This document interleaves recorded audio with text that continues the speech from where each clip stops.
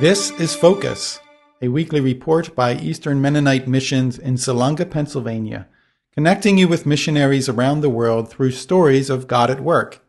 I'm Joe Hollinger. Ahmed Haile, a beloved 58-year-old Somali church planter and peace teacher, died in his Milwaukee home on April 26, 2011, after a 6-year battle with cancer. He is survived by his wife of 24 years, Martha Wilson, and their 3 young adult children, Afra, Sophia, and Getty. Several carloads of people traveled from Pennsylvania to attend the April 30 funeral service at the Eastbrook Church of Milwaukee. The senior pastor, Mark Erickson, had served as a missionary in Somalia in the 1970s. The funeral was attended by former Somali missionaries, Somalis, and other friends and family.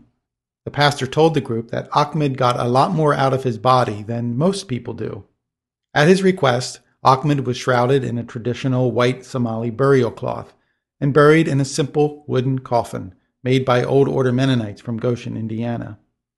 Pastor Mark, who led Ahmed to Christ in Somalia in the early 1970s, moderated the moving service that included tributes from the Haile children, Martha's sister, Ahmed's brother, and longtime friends. Worship included special Somali praise music and a sermon by Mark. Mark said that when Ahmed and another Somali man came to him many years ago saying they wanted to be Christians, he told them they would be rejected, persecuted, and perhaps even killed. When they persisted, Mark said he realized that God had prepared this young man to come to Jesus in radical surrender. Mark described Ahmed's intellectual brilliance and his careful integration of all he learned into simple Christian discipleship. As Ahmed studied, he realized in fresh ways how his own 3,000-year-old Semitic heritage had prepared him for Christian faith. He remembered, for example, how once a year his father had sacrificed a lamb and smeared its blood on the doorposts of their Somali house.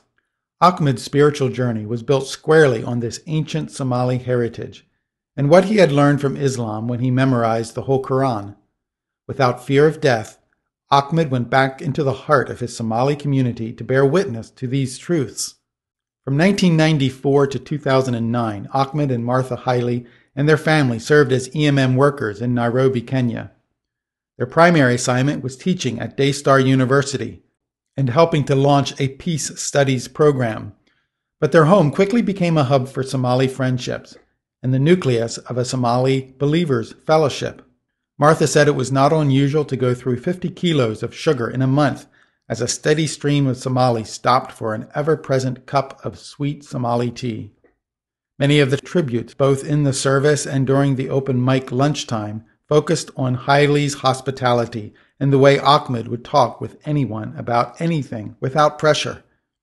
Ahmed's son, Getty, joked that his father always had 5 guests. Glenn Kaufman, EMM's Director of Global Ministries, remembered that after Ahmed learned that his cancer was terminal, he reminded EMM leaders of Ori Miller's dying words, "Don't forget the Somalis." Ahmed echoed the concern of this early Mennonite mission leader, "Do not forget the Somalis."